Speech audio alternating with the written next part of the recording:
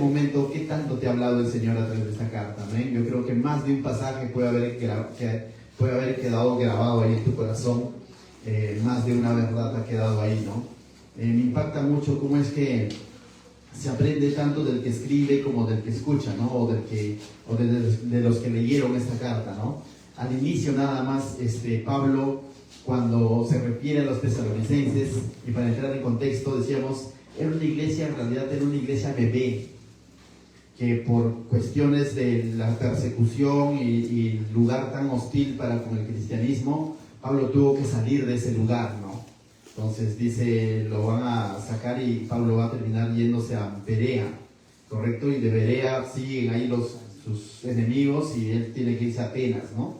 Y entonces dejó una iglesia que tenía no más de 3 semanas. No más de 3 semanas. Pero cuando vamos estudiando la carta, nos damos cuenta que Pablo en muchas ocasiones le dice, como ustedes saben. Es decir, Pablo aprovechó ese tiempo que estuvo con ellos para enseñarles lo que ellos necesitaban saber de parte del Señor. Y básicamente esta carta no tanto es instructiva, básicamente es una carta de ánimo. Es una carta en la que Él los va a animar a que sigan viviendo esa fe real que tenían los hermanos de Tesalónica. Por cierto, no era una iglesia perfecta, pero sí Pablo destaca en los primeros versículos del primer capítulo el amor sincero que había entre los hermanos, la verdadera fe que se evidenciaba en sus actos y la esperanza que ellos tenían, ¿no? Que cómo es que ellos eran pacientes, dice, en la esperanza. Ya en el capítulo 4 nos muestra que la esperanza tiene que estar puesta en ¿qué? No en que las cosas iban a acabar, ¿no? No en que de pronto la persecución iba a cesar. La esperanza no está en que, chicos, saben que de pronto las cosas van a mejorar. No, la esperanza estaba en de que quedan vivos o muertos, pero el Señor viene ¿por quién? Por los que han creído en Él. Esa es la esperanza. Por eso que titulamos a este libro, Ten fe. Todo va a mejorar, ¿no es? ¿No? Que dice, ten fe, Él volverá. Y lo mismo nos dice el Señor también hoy en día a cada uno de nosotros, ¿no? Las situaciones cada vez se complican más, ¿no? De pronto, mira, hace unos días teníamos presidente, ahora tenemos presidente y quizás dentro de unos días tengamos otro. Pero como cristianos no podemos poner nuestra esperanza en ese tipo de cambios. Aunque ciertamente no podemos ser ajenos a lo que sucede en nuestra sociedad. Pero nuestra confianza final está en ¿quién? En que el Señor es el que nos sostiene mientras estemos aquí. Él es el que nos santifica, Él es el que nos ha apartado para sus propósitos. Él es el que nos ha apartado y para Él. Y hemos sido apartados de este mundo no en el sentido físico aún, aunque va a llegar ese momento en que nos iremos con Él con cuerpos glorificados. Pero desde ya tú has sido apartado, dice, eres santificado, ya tienes una nueva posición en Cristo, ya no le perteneces a este mundo. Jesús dijo, aunque están en este mundo, no son de este mundo. Dice, nos ha sacado del reino de las tinieblas a la luz admirable. ¿Para qué? Para anunciar las virtudes de aquel. ¿Quién es aquel? De Él. Entonces Él nos ha apartado conforme a sus propósitos, mis hermanos. Y Pablo decía que esa es la voluntad de Dios, que hemos sido santificados en Él. ¿Amén? Santificados decíamos que no es cruzarnos de brazo. Santificados no solamente decirle no al pecado y nos juntamos solo entre nosotros. No, santificados es cumplir de una manera activa la voluntad de Dios. Decíamos, ¿no? Es como que de pronto, un pequeño ejemplo. Este depósito ha sido santificado. ¿Qué está hablando? Ahorita lo vende el pastor. No. Este depósito ha sido santificado, ¿sabes qué? Ha sido apartado exclusivamente para almacenar los alimentos de estos pececitos. Pobre de aquel que acá tiene pimienta, comino, no tiene nada. ¿Me pueden entender? Entonces, apartado para un uso específico, que es para guardar o almacenar el alimento de los pececitos. Santificado no significa, pónganlo acá, nadie me lo toca, ni lo vean, ni lo usen, no. Sino que ha sido apartado para un uso específico. Tú has sido apartado para un propósito específico. Es anunciar las virtudes de aquel que nos llamó de las tinieblas a la luz admirable. Pablo en la carta a los Corintios, 2 Corintios 5:17, texto conocido por ustedes, por muchos de ustedes. ¿Cuál es? De modo que si alguno está en Cristo, Nueva criatura es, las cosas viejas pasaron, he aquí todas son hechas nuevas. Si sigues leyendo el 18, 19, 20, dice que tenemos el ministerio de la reconciliación, porque ha llegado a nosotros la palabra de la reconciliación. Verso 20 dice que somos embajadores de Cristo. Esos embajadores hay que entenderlo en el contexto. Tenemos un ministerio, tenemos un llamado, anunciar a aquel que reconcilia al mundo con Dios. ¿Y quién es él? Cristo. Así como nosotros somos una nueva criatura en Cristo, esa buena noticia tenemos que anunciarlo a los que están en este mundo. Entonces, mis hermanos, tenemos todavía mucho que hacer aquí en la tierra hasta que el Señor diga, vayámonos. Mientras tanto, esta sociedad va a ser hostil. Cuando vivas un verdadero cristianismo, la sociedad va a ser hostil. El mundo, el sistema va a ser hostil contigo. Y tienes una de dos. ¿Te amoldas al mundo o haces caso a lo que dice Pablo en Romanos capítulo 12, verso 2, ¿no? No os conforméis a este mundo, ¿no? No te amoldes a este mundo. Entonces nosotros somos contracultura, contra la cultura de este mundo. Amén. Bien, entonces vayamos ahora al texto. ¿Qué nos quiere decir Pablo en el capítulo 5, verso 12 en adelante? Vamos a ver hoy qué es lo que el Señor nos quiere hablar, ¿no? A través de estos pasajes. Dice así: os rogamos, hermanos, que reconozcáis a los que, ¿qué dice?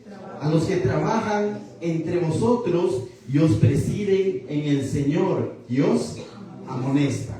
Pregunto yo, ¿a quiénes se estará refiriendo?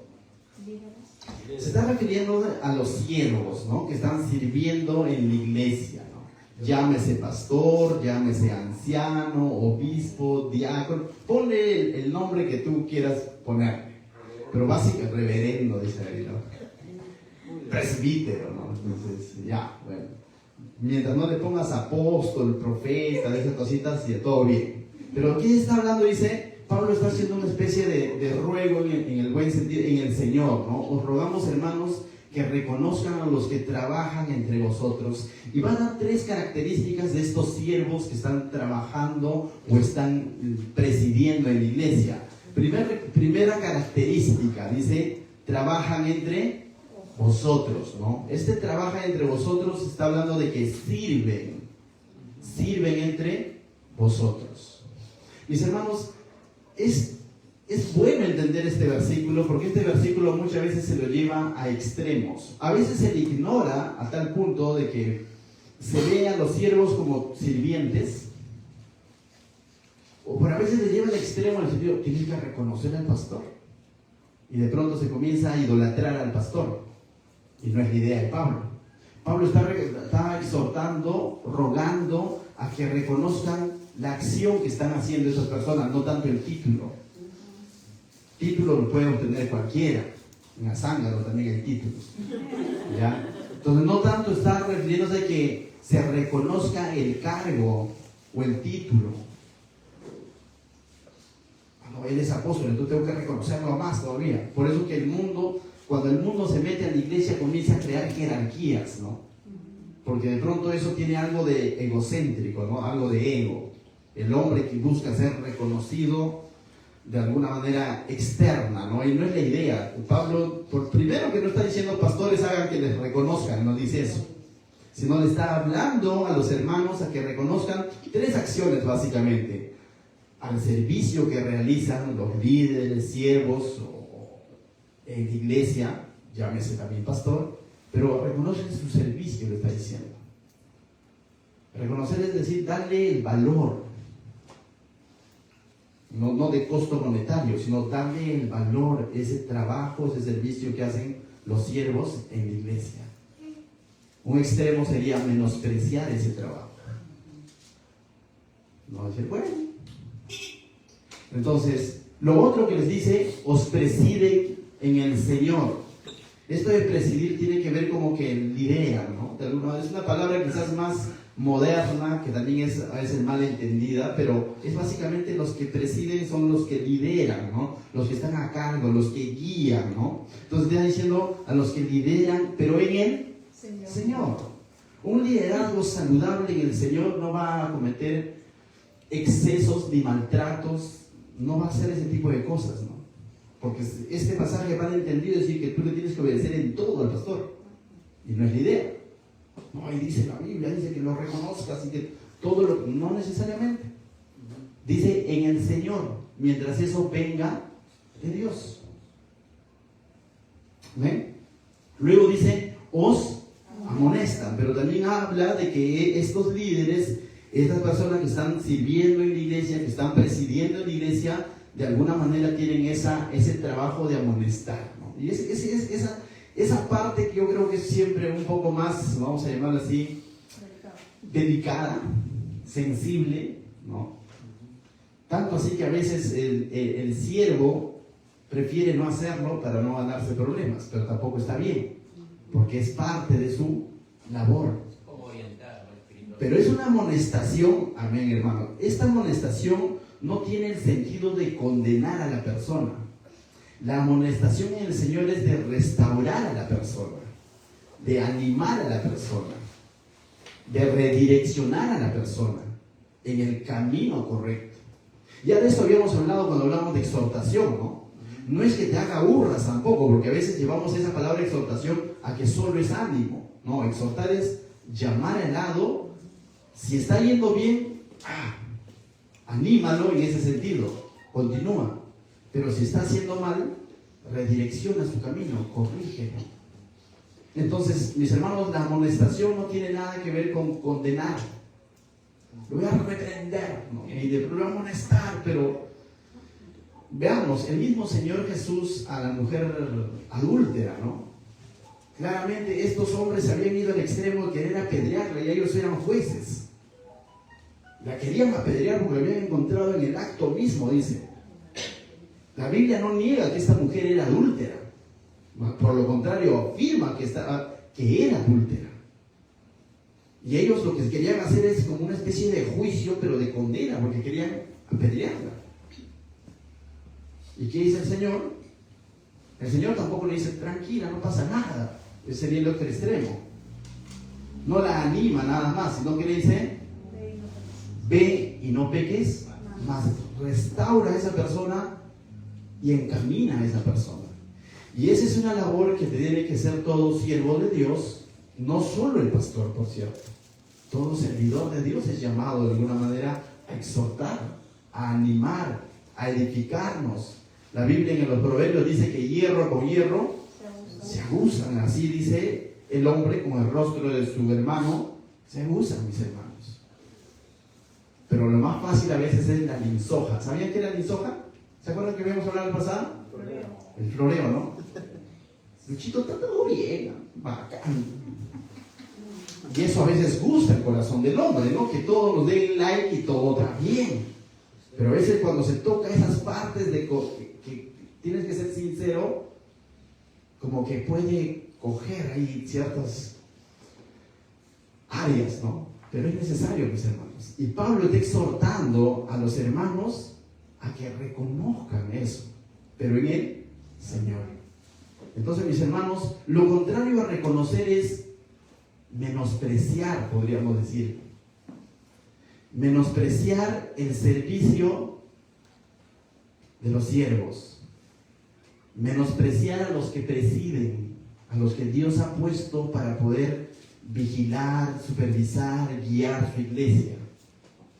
Menospreciar la amonestación en el Señor que viene de parte del hermano mayor en Cristo, vamos a llamarlo así. Ese sería el otro extremo, ¿no? Menospreciarlo.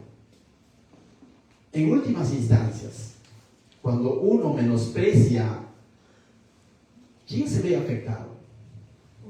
Uno mismo. Uno mismo se ve afectado.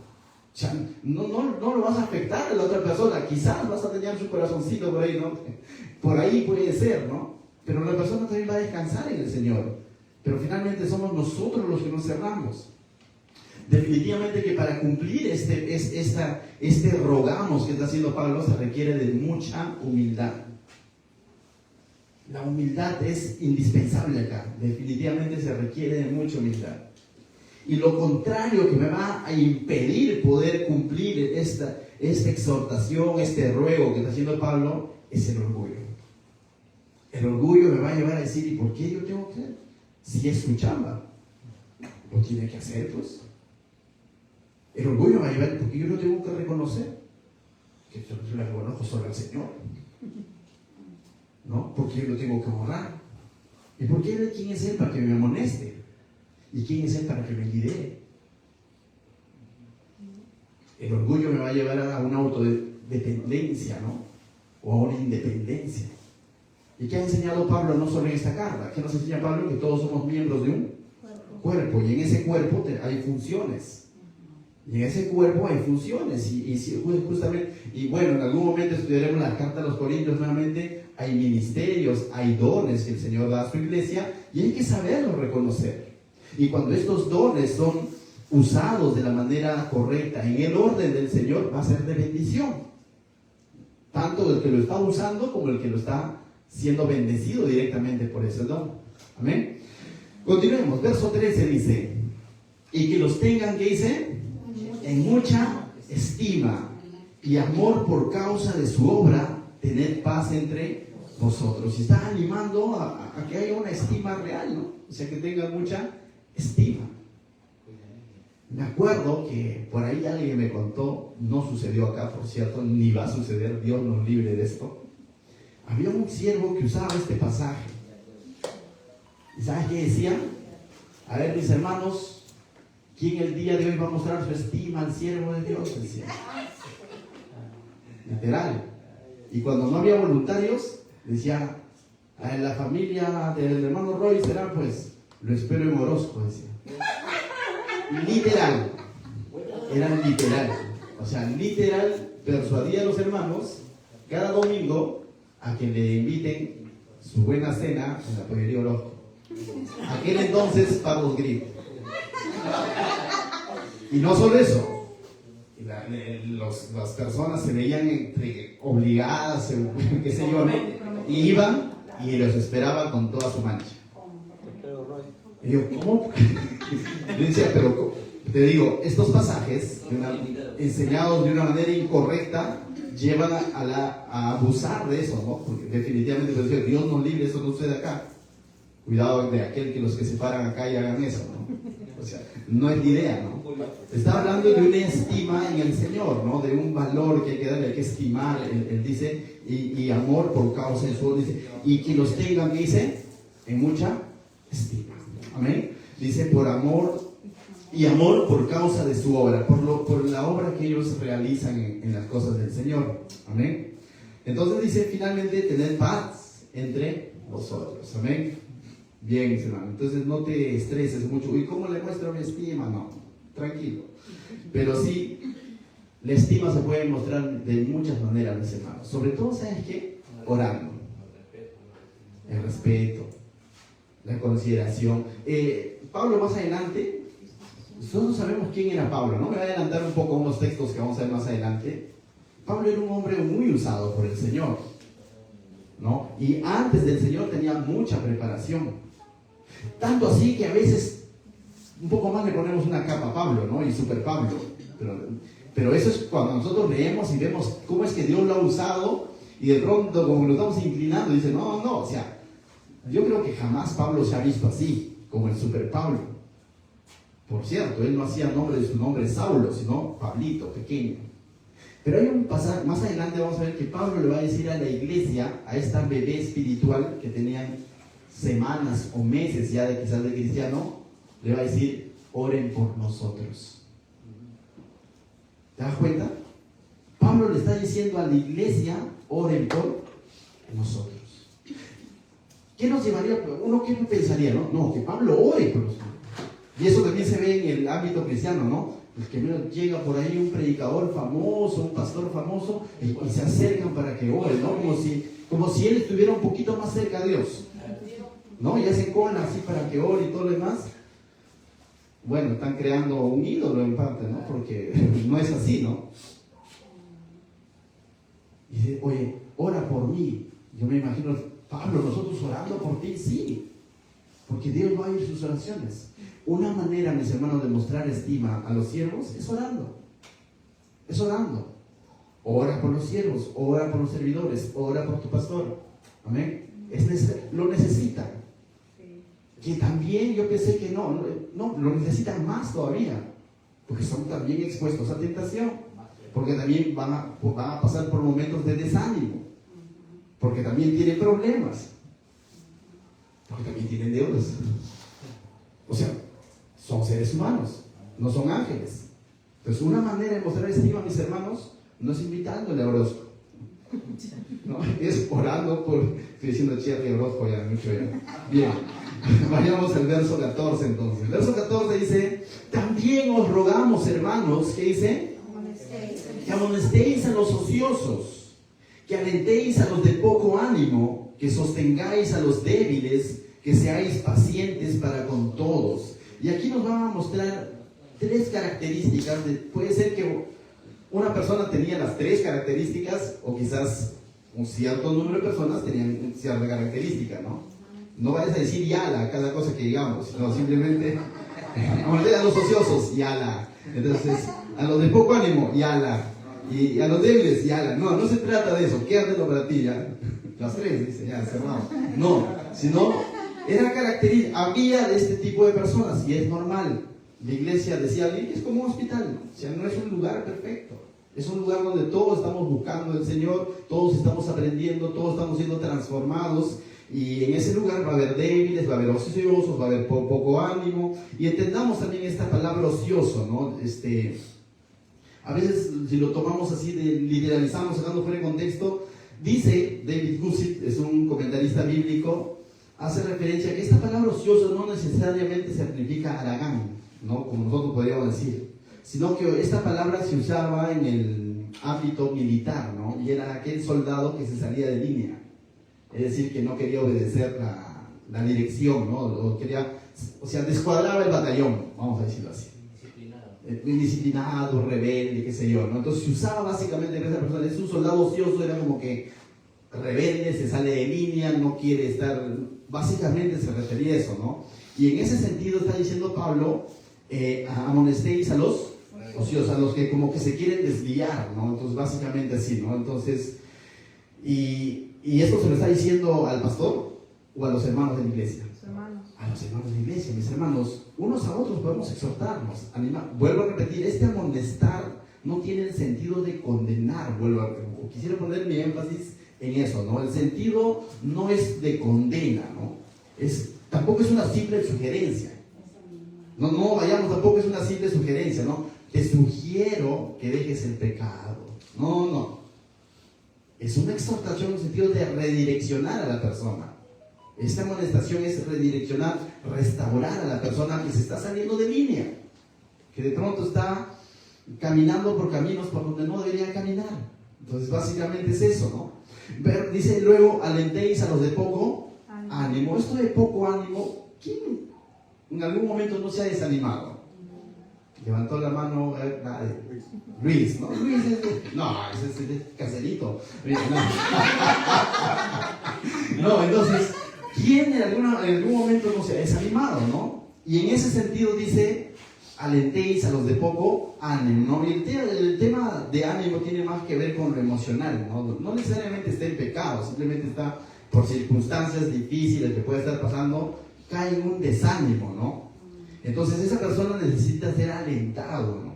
Necesita ser animado en ese sentido. Ahí la exhortación tiene esa connotación de no tanto redireccionarlo, sino de que se quedó quieto por su desánimo. Es decir, continúa, adelante, ¿no? Continúa.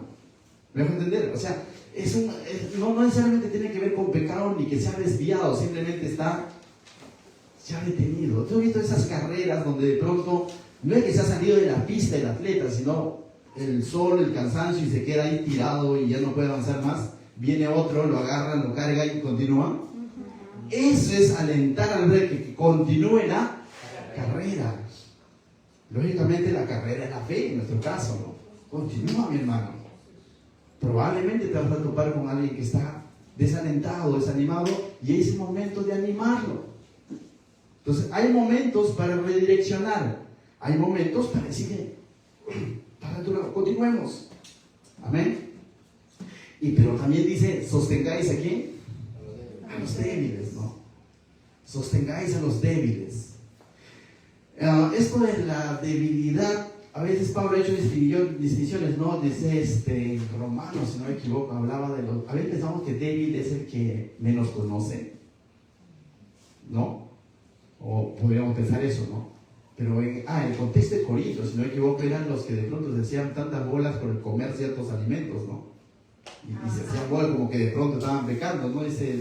Y Pablo exhorta diciendo, si por su debilidad tú tienes que dejar de comer algo por amor a quién, al débil, ¿no? Y el débil es el que se estaba haciendo ciertas bolas, ¿no? Entonces, mis hermanos, a veces eso llama quizás tener también consideración, ¿no? Ahora, la debilidad también tiene que ver muchas veces con el ser tentado. ¿No lo escuchado? He sido débil y caí. Y nuevamente, con estas personas, lo que tenemos que hacerlo es llevarlo a la madurez. Tampoco siempre lo vas a estar sosteniendo. El sostenerlos ese momento, esa temporada, ¿no? Pero el objetivo no es siempre llevarlo ahí a rastras, sino es encaminarlo hacia la madurez. Porque si es débil, la solución es sostenerlo nada más. No, es llevarlo a la madurez. Pero mientras no llegue a la madurez, es nuestra responsabilidad sostenerlos y no condenarlos. Ya, quédate, tú fuiste. No, o sea, no tanto así. Y en cierta medida todos somos débiles, mis hermanos. En cierta medida todos somos débiles y necesitamos sostenernos unos a otros. Y en ese sentido también Pablo, cuando escribe a los Efesios, hoy día compartía a Julio César 5:21, si no me equivoco, dice: someteos unos a otros. Eso es similar a sujetaos unos a otros. Recordemos, pertenecemos a una familia, pertenecemos a un cuerpo. Y justamente el Señor voy a decirlo así, nos hace parte de su cuerpo porque de alguna manera nos dependemos unos de los otros. Cuando Sofía cumple su función como cristiana, va a ser de bendición para alguien más. Y cuando ese alguien más cumple su función como cristiana, está siendo de bendición para el otro. Amén. Entonces, en ese sentido, mis hermanos, dice: sostengáis a los débiles, ¿no? Entonces, es llevarlos a la madurez, no tanto llevarlos a la madurez de decirle, mira, ve, tienes que ser como yo. No, llevarlos a la madurez de decir, mira, tenemos que ser como Cristo. Es de que esa persona forje un carácter ¿de quién? De Cristo en su vida. No tanto nosotros poniéndonos como modelos sobre ellos, sino poniendo a Cristo como el único modelo. Él es, todos dice, somos llamados a ser de la estatura de quién? De la cabeza, que es Cristo, ¿no? Entonces, bien. Y finalmente dice, para esto se necesita mucha paciencia. Estas cosas requieren, mis hermanos, paciencia. Y hemos visto en el estudio del día jueves lo que sucedió con Saúl por ser impaciente, ¿no? Si hubiera esperado un par de horitas, las cosas hubieran cambiado. Pero se requiere mucha paciencia. ¿Con quiénes? Con todos. Se requiere paciencia con los ociosos, se requiere paciencia con los de poco ánimo, se requiere paciencia con los débiles y se requiere paciencia con nosotros. Porque dice pacientes para con todos. El cristiano es llamado a justamente, la paciencia es fruto del Espíritu Santo, ¿no? La paciencia. Ahora, el cristiano es llamado a amar no solo a los que le cae bien. El cristiano es llamado a amar no solo a los que son maduros. ¿Te has dado cuenta? Y voy a decirlo así. En un grupo de personas, y por qué no decir la iglesia, hay personas que son fáciles de amar. Y hay personas que somos un poquito más difíciles de amar. Y me meto en ese saco. Hay personas que somos un poco más difíciles de amar. Ahora, el amor fraternal, el amor de hermano no puede ser selectivo. A este lo amo y a este no. Se me puede hacer difícil, pero es que me hace perder la paciencia. Pero, ¿qué dice? Pacientes para con todos. No solo busquemos personas perfectas para amar, mis hermanos. El Señor nos ha llamado a ministrar incluso a los débiles. No busquemos solo personas maduras a quienes ministrar. Si que estamos cumpliendo un rol de servicio, no solo a personas maduras, sino aún a los débiles. Amén. Así como en algún momento, y esto les hablo a los siervos, ¿Por qué no decirlo así? Así como muchos quizás nos tienen paciencia. O así como en algún momento nos han tenido más paciencia todavía. Y por eso es que estamos aquí. Porque Dios usó a alguien, en última instancia es Dios, ¿no? El que es el más paciente, pero Dios usó a alguien más para tenerte paciencia y traerte a sus caminos. Amén. Pero es producto justamente de las oraciones de alguien más que Dios usó. Y esa persona tuvo paciencia, estuvo orando por ti, estuvo ahí invitándote quizás. Amén. Continuamos. Verso 15 dice: mirad que y ahora va a hablar ya en un sentido, vayamos, mirad que ninguno pague a otro, que dice, mal por mal. ¿Y dónde está ojo por ojo, diente por diente? Ya fue. Simplemente dice, mirad que ninguno pague a otro mal por mal. Antes, seguid siempre, ¿qué dice? Lo bueno, unos para con otros y para con todos. El cristianismo no es algo que te prohíbe solamente hacer lo malo. Porque a veces se cree que el cristianismo es un lugar donde se me prohíbe hacer las cosas malas. No. El cristianismo es que te impulsa a hacer cosas buenas. Hechura suya, dice, somos en Cristo Jesús, Señor nuestro. ¿Para qué? Para buenas obras. Por sus frutos los conoceréis, dijo Jesús. Por sus frutos de no hacer lo malo, también de hacer el bien. Hacer el bien al prójimo. Hay otro pasaje donde Pablo dice, el que robaba no robe más, sino ahora al contrario, dice, ayude a su prójimo. Entonces el cristianismo no es solamente que dejé de hacer cosas malas, sino que ahora, no es que debo, sino que ahora como cristiano tengo el Santo Espíritu de Dios que me va a impulsar a hacer el bien a mi prójimo. Es que ahora puedo más bien hacerlo, con la motivación correcta. Antes quizás hacía el intento de hacerlo, pero finalmente mi motivación era que me den las gracias. Ahora lo puedo hacer con una motivación correcta, que es bendecir al prójimo y glorificar a Dios. Entonces dice, el hacer el mal debería haber sido erradicado del corazón del Hijo de Dios. Ya no es parte de nuestra naturaleza.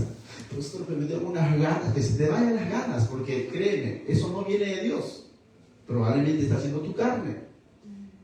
Y me llené el espíritu y ¿qué espíritu te habrá llenado? Porque el espíritu no te va a usar para hacer lo malo. La llenura del espíritu tiene que ver con hacer el bien y en ese hacer el bien glorificar a Dios. ¿Me dejo entender? Entonces a veces queremos literalizar la acción de Jesús y el látigo, ¿no?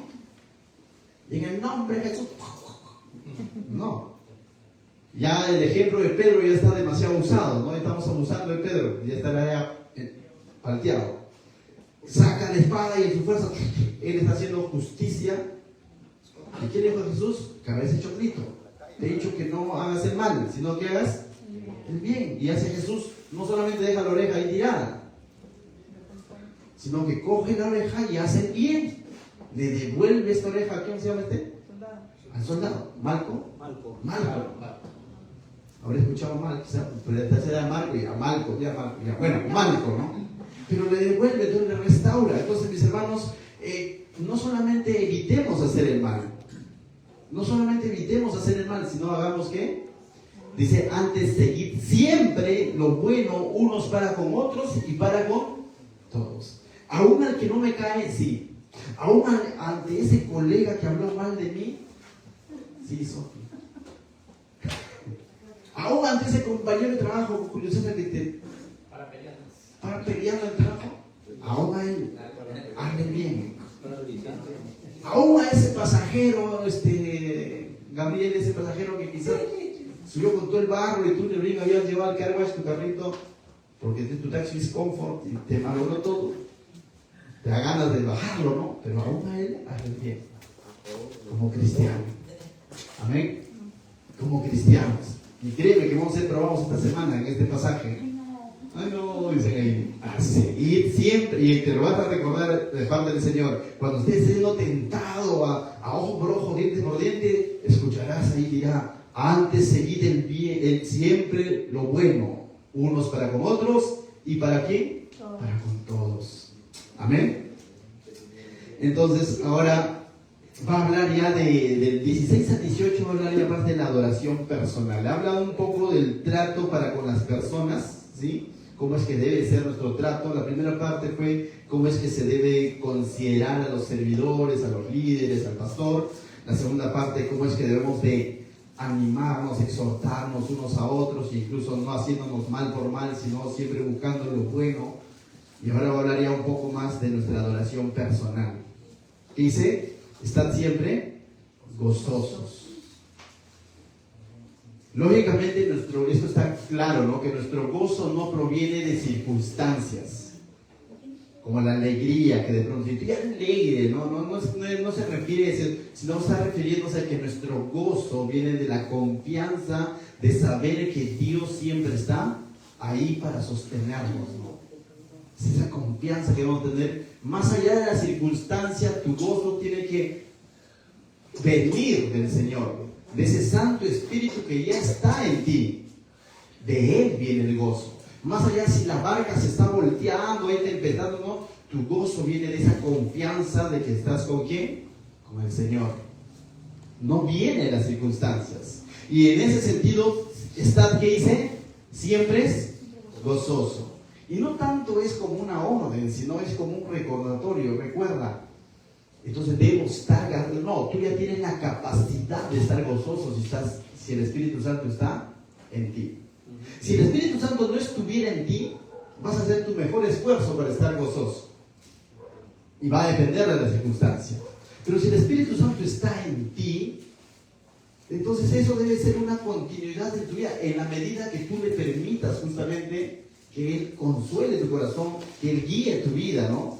Entonces, mis hermanos, dice, están siempre gozosos. Es decir, habla de que nuestra actitud siempre debe ser de descanso en el Señor. Santiago dice, ¿no? Tened por sumo gozo cuando os halléis, ¿en qué? En los momentos felices de su vida, dice, ¿no? No, dice, tened por sumo gozo cuando os halléis en diversas pruebas. Nuestro gozo tiene que venir de parte del Señor. Y eso es personal. Eso es personal, mi hermano.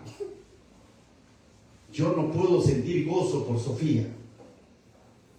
No puedo hacer algo para que Yari tenga gozo. No, es su relación con el Señor.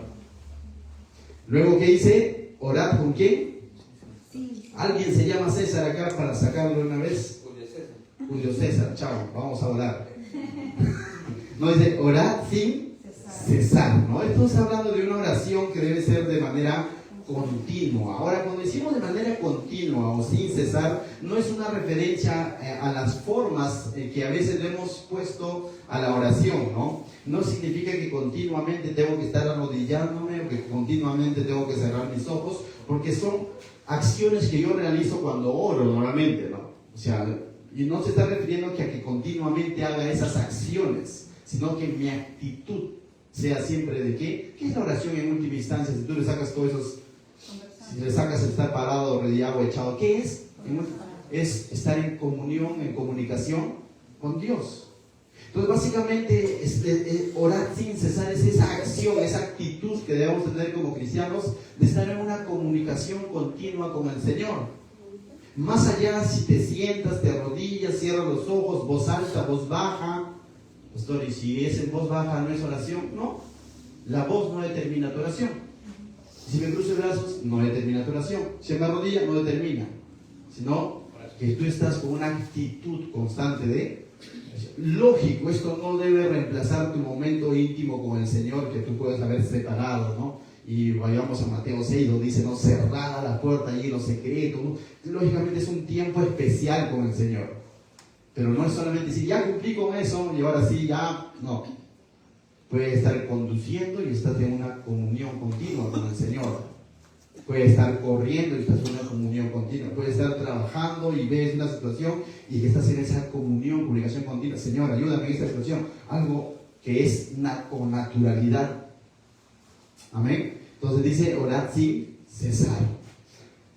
Verso 18, pero dice, dad gracias en todo, Porque esta es la voluntad de Dios para con vosotros en Cristo Jesús, ¿no? Entonces, dice, dad gracias en todo eso. Habla también de una actitud, ¿no? No es que de pronto, qué sé yo, bueno, te dan el vuelto, gracias a Dios. Te abren la puerta, gracias a Dios. Subes a la combi, gracias a Dios. ¿Están haciendo referencia a eso? No. Eso es llevar a un, no sé, a un extremo, ¿no? A enfocarte en las formas y no en la esencia. La esencia es tener una vida, un corazón agradecido con Dios en cualquier circunstancia, mi hermano. La esencia es de tener un corazón, una actitud de agradecimiento, no quejoso, sino de agradecimiento. Decía alguien, ¿no? El que siempre está, el que ha encontrado su gozo continuo en el Señor y está en una continua actitud de oración, se le va a hacer mucho más fácil poder ser siempre agradecido. ¿Con quién? Con el Señor. Porque tu gozo viene de Dios y porque estás en una comunión continua con el Señor. Entonces, pase lo que pase, vas a entender que, bueno, mientras esté en la voluntad de Dios, que es en Cristo Jesús, mi actitud siempre tiene que ser ¿de qué? De agradecimiento con el Señor, no de queja para con Dios, ¿no? No es fácil estar gozosos si no tenemos una actitud agradecida con el Señor. No es fácil tener una vida de oración si es que de pronto vamos a tener una actitud desagradecida con el Señor. Entonces tenemos que tener siempre una actitud ¿qué? De agradecimiento con el Señor. ¿Por qué? Por todo lo que Él ha hecho, hará y está haciendo, ¿no? Y seguirá haciendo. Pero sobre todo por lo que Él ha hecho en la cruz. Porque ahora tú tienes esa, vuelvo a decir, no deber, sino ahora tú tienes incluso ese poder de estar en comunión con Dios. Estar en comunión con Dios, mi hermano, no es un deber netamente. Es que ahora puedes estar. Porque es un privilegio. Y así como servir a Dios no es una obligación, no lo veas como un deber y si no lo hago estoy en pecado. No, velo como un privilegio. Tenemos que comenzar a ver la oración como un privilegio. Ahora lo puedo hacer. ¿Por qué? Porque tengo acceso al Padre a través de Cristo. Antes había una interrupción, un impedimento que era mi vida de pecado. Yo no podía decir, tengo comunión con Dios, pero no creo en Dios. Eso es algo incongruente. Ahora sí tengo, ahora puedo. Entonces, mi actitud de oración tiene que ser, Señor, gracias porque ahora puedo hacerlo. Porque ahora puedo tener ese gozo permanente, porque gracias, porque sé lo que tú has hecho por mí. Y más allá, si se resuelve el problema del día de mañana, mi vida tiene que ser de agradecimiento con Dios. Por lo que Él ya ha hecho por ti, mi hermano. Y porque ahora estás viviendo en su voluntad. Porque ahora has sido santificado. ¿Para qué? Para sus propósitos. Amén. Continuamos. Luego dice el verso 19. No apaguéis, ¿qué dice? Al Espíritu, ¿no? No apaguéis al Espíritu. Pablo también usa otra palabra que quizás nos suena un poco más, ¿no? No contristéis, ¿no? Al Espíritu.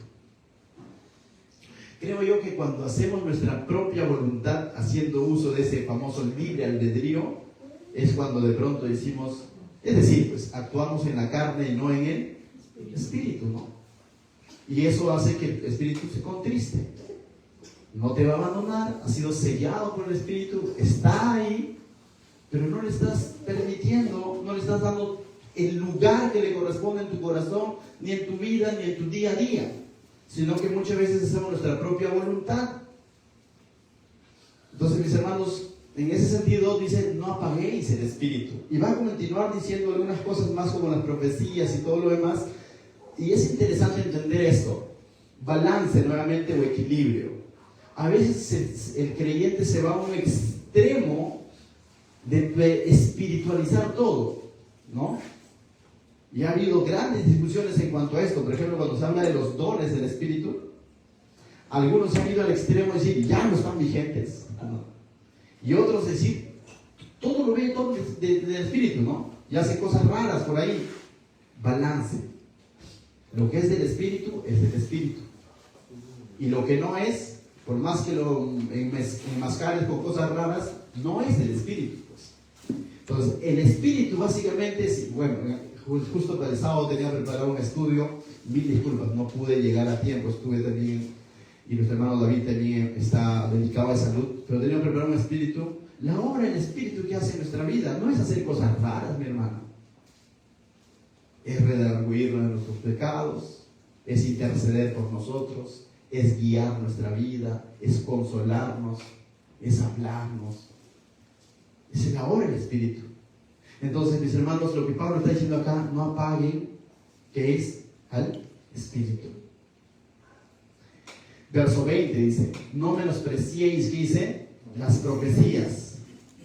Y ahora también esto de las profecías, tú dices, todavía están vigentes, y lógicamente no vamos a desarrollar hoy día esto hacia detalle. Llegará el momento en que estudiaremos los dones del Espíritu Santo, y por ahí vas a encontrar el don de profecía, y dices, ¿cómo es eso? Porque también eso se ha llevado a extremos, pero dice, no menospreciéis, ¿qué dice? Las profecías. Rápidamente, ¿no? Tanto el que dice que lo está usando, como el que está oyendo.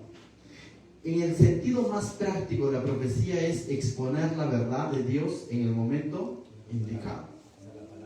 Los profetas lo que hacían era de que lo que les revelaba Dios, llevaban al pueblo y decían, dice el Señor. Y lo decían así, dice el Señor, y eso ha quedado escrito hoy en día.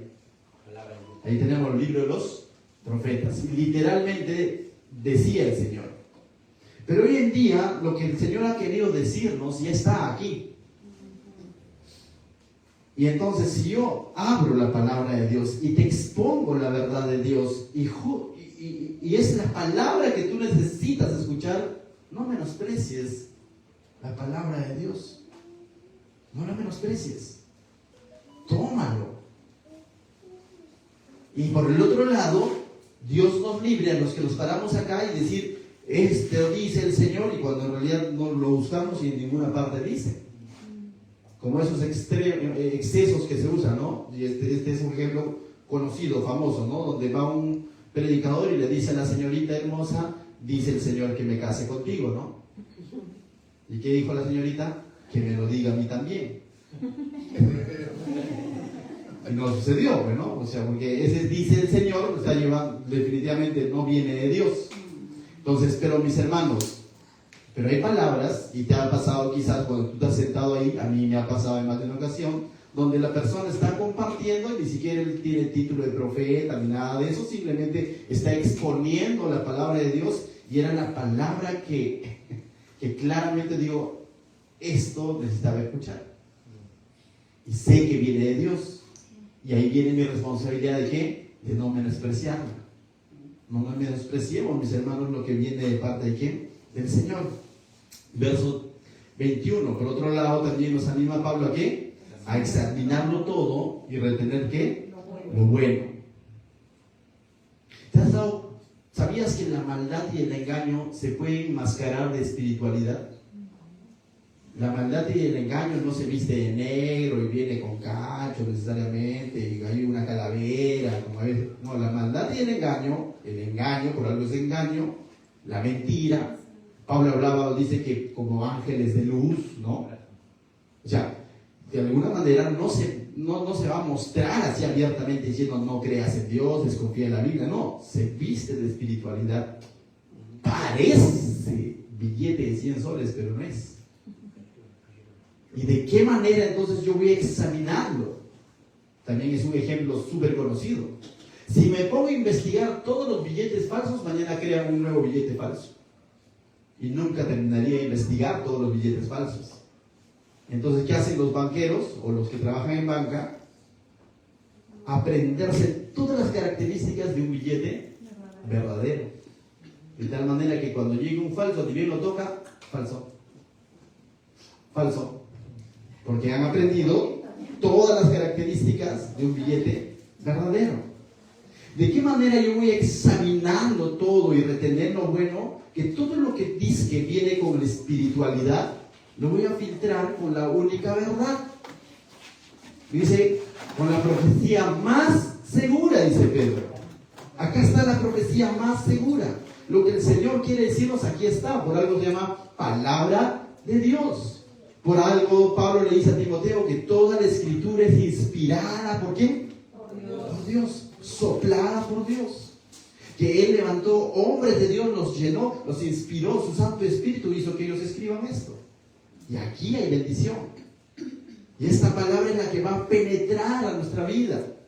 Entonces, mis hermanos, seamos como los hermanos bereanos, ¿no? ¿Quieren los hermanos bereanos? Dos características. Solícitos por la enseñanza, es decir, tampoco es que ellos no eran unos críticos, a ver con qué viene Pablo. No era la actitud.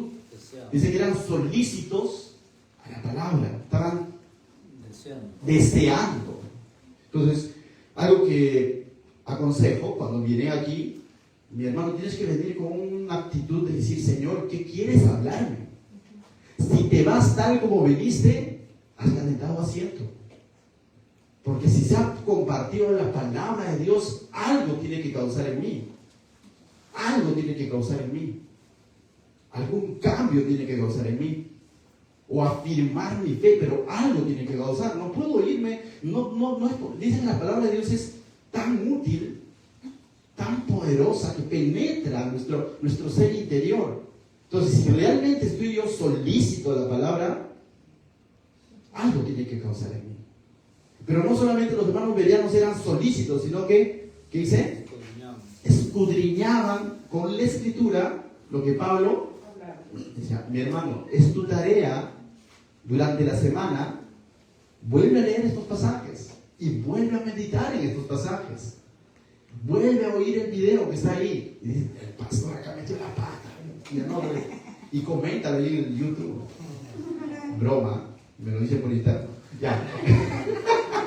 Pero mis hermanos, pero esa labor, ¿quién lo tiene que hacer? Nosotros, la iglesia. Examinarlo todo y ¿qué dice? Retener lo bueno, porque probablemente intencionado o no intencionado, por ahí se puede meter palabra de hombre que de pronto era con buena intención quizás, pero no necesariamente viene de Dios. Pero parecía espiritual lo que me dijo. Ya pues, pero a la luz de la palabra no hay nada más espiritual que la palabra. ¿Amén? Verso 22, ¿qué dice? Absteneos de toda especie de mal. Cuando definitivamente hacemos un examen, ¿no? de qué es bueno, y vamos a identificar, cuando yo examino todo y retengo lo bueno, entonces significa que hay algo que voy a filtrar, ¿no? Y eso es lo malo. No importa, igual lo cumplo, ¿no? ¿Qué dice? Absteneos, no lo hagas. Porque lo bueno del Señor, la palabra de Dios me va a mostrar lo bueno y lo malo. Y en ese discernir, definitivamente voy a ver yo lo bueno y lo malo. Entonces, ¿qué tengo que hacer con eso? Abstenerme de eso. Si claramente estoy viendo que eso está mal y no me va a ayudar en mi caminar cristiano, entonces tengo que abstenerme, pero pastor, pero no, pues la Biblia es clara. Pero es una mentirita chiquitita, nada más. Si supiera la ganancia que voy a tener si que yo miento así chiquitito, no. Mentira, mi hermano. O los jóvenes, ¿no? No es cristiana, pero me gusta, pero que mira sus ojitos, mira, no es lo mismo, no es de Dios, abstente. Es lo malo, ¿qué va a pasar? No pasa nada. Va a ser librada tu alma. Amén. Verso 23 dice, y el mismo Dios de paz os santifique por completo, y todo vuestro ser, espíritu, alma y cuerpo, todo, sea guardado irreprensible para la venida de nuestro Señor Jesucristo. Entonces Dios dice es el que nos ha santificado por completo, es el que nos santifica por completo, ¿no? Es decir, estamos apartados para Dios, y vuelvo a repetir, para los propósitos de Dios. ¿Hasta cuándo? Hasta que Él venga, ¿no? Dice, seamos guardados irreprensibles para la venida de nuestro Señor Jesucristo. Y allá nos iremos con Él. Pero mientras tanto, mis hermanos, recuerda, hemos sido llamados a la santificación. Ya has sido santificado, ahora vive conforme a esa santificación. Camina conforme a ese llamado que el Señor te ha hecho. ¿Por qué dice el 24? Porque fiel es el que llama, el cual también lo hará. Él cumplirá. Él te ha llamado, te ha sacado, te ha llamado para sus propósitos, te ha apartado, y Él también va a cumplir lo que falta cumplir. Hay algo que aún falta cumplir. Es que estaremos allá en su presencia. Y eso va a llegar. Y este cayó de cajón para los hermanos que estaban pasando persecución en Tesalónica. Y cuyos familiares probablemente ya habían muerto. Y probablemente quizás ese desánimo, ese desaliento era también por eso. Y Pablo les había dicho, entre ustedes anímense. Y recuerden que Dios, Él es fiel, dice, así como los ha llamado a sus propósitos, Él también, ¿qué dice? Lo hará, cumplirá. Verso 25, mis hermanos, ¿qué dice? Hermanos, le dice, ¿no? No le dice súbditos, no, tampoco le dice alumnos, discípulos. ¿No que le dice? Hermanos, dice Pablo, le está diciendo, hermanos, orad por nosotros. Pregunto, si Pablo pedía oración de los hermanos de Tesalónica, es porque lo necesitaba. Es porque también pasaban momentos de debilidad. Es porque también pasaban momentos de desaliento. Y entonces, ¿qué le dice? Oren por nosotros. Y aquí vemos la dependencia entonces de Pablo, ¿no? Y como el ejemplo le está diciendo, oren también por nosotros. Oren por nosotros, dice, ¿no? A los hermanos jóvenes, básicamente, que tenían meses de cristianos, le está diciendo, oren por nosotros. Y finalmente, en verso 26 dice, saludad a todos los con ósculo santo, ¿no? El típico saludo de aquella época, ¿no? Pero es interesante cómo es que Pablo, de alguna manera, está diciendo, salúdenme a todos. ¿Qué pasa si salúdenme a Julito, a Gabriel? Ya, el resto no. No, dice, saludarme a todos, ¿no? Entonces, wow, es mi parte esto de Pablo, ¿no? Con ósculo santo, dice. Y ahora viene, mira, dice, os conjuro por el Señor, ¿no? Esto lo está pidiendo con la autoridad de ¿quién? Del Señor, dice, ¿no? Que esta carta se lea a todos los santos. La intención de Pablo, y creo yo, la de Dios, porque Pablo no está hablando de él, está hablando de parte de Dios. Por eso dice, os conjuro en el Señor que esta carta se lea a ¿quién? A todos los. Ciertamente, aquel entonces que te llegaba el rollo y era uno solo, no es que cada uno con su Biblia, ¿no? Y los que leían eran los líderes, los que presidían, ¿no? Los pastores, pero le está diciendo no lo lean solamente entre ustedes, sino leanlo ¿a quién? A todos. Y la intención de Dios desde siempre ha sido que todo su pueblo, que toda su iglesia es la que conozca su palabra. Pero llegó tiempos en el que la palabra fue secuestrada. Y eso lo hemos visto a través de la historia de la iglesia, ¿no? Y también en el pueblo de Israel, en más de una ocasión la palabra fue secuestrada y trajo problemas, pues. Porque unos cuantos se quedaron con esa palabra, con esa ley, y terminaron haciendo dice que el pueblo perece por falta de conocimiento, mi hermano. Esto me lleva a una reflexión. Qué bendecidos somos que hoy en día todos, absolutamente todos, tenemos acceso a la palabra de Dios. Todos. No, yo no puedo ver letra chiquita, ahí lo tienes. Todos tenemos. Ahora hay Biblia con letra gigante. Hoy audiobiblia, ¿no? O sea, quizás dice yo, pon tu audio y lo puedes escuchar. Estamos viviendo en ese sentido, tenemos todas las facilidades hoy en día de poder tener ese acceso a la palabra. Aquel entonces era más difícil, por eso que Pablo pone ese énfasis de que se le lea ¿a quiénes? A todos. Porque era muy probable que no todos iban a alcanzar a leer si de pronto ellos nada más lo leían. Oye, préstame rollo para darle copia, no iba a ser posible. Entonces Pablo está diciendo, por favor, que todos los hermanos puedan escuchar lo que justamente ha enseñado. Amén. Y ese siempre fue el sentir de Dios, mi hermano. Que de día y de noche no se aparte de ella, decía, ¿no? A Josué, me parece, ¿no? Medita en ella de día y de noche, ¿no? Verso 28. La gracia de nuestro Señor Jesucristo sea, ¿no dice? Con vosotros. Amén. Casi en todas sus cartas Pablo siempre empieza y termina con esta idea de la gracia, ¿no? Porque es algo que debemos recordar siempre, mis hermanos. Si somos cristianos, es por gracia.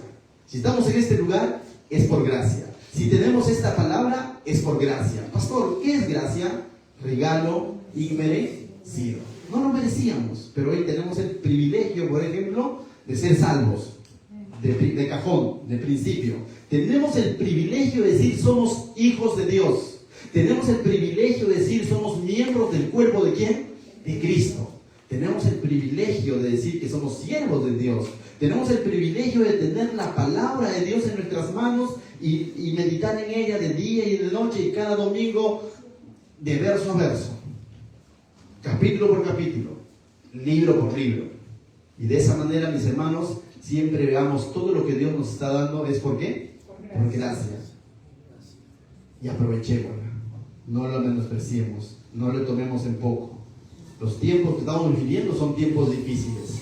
Y nosotros tenemos la bendición de poder tener una iglesia local cerca. Quizás no haya aire acondicionado, ya se viene el verano, pero abriremos más huecos por ahí. Pero, mi hermano, tienes la bendición de tener un lugar donde siempre se va a estar predicando la palabra de Dios. ¿Qué tal si nos ponemos de pie para poder orar a nuestro Dios? Padre, te doy gracias, Señor, por tu iglesia. Gracias porque a través de este libro, mi Dios, nos has ministrado, Señor. Nos has animado, nos has fortalecido, Señor, a continuar en esta carrera de fe, Señor. Ciertamente, alguien dijo, no es una carrera de velocidad, es una carrera de resistencia, Señor. Nosotros diríamos, Señor, es de perseverancia, Señor. Y esa perseverancia va a ser imposible en nuestras fuerzas, Señor. Esa perseverancia va a ser posible siempre cuando seamos dependientes de ti en todo, Señor.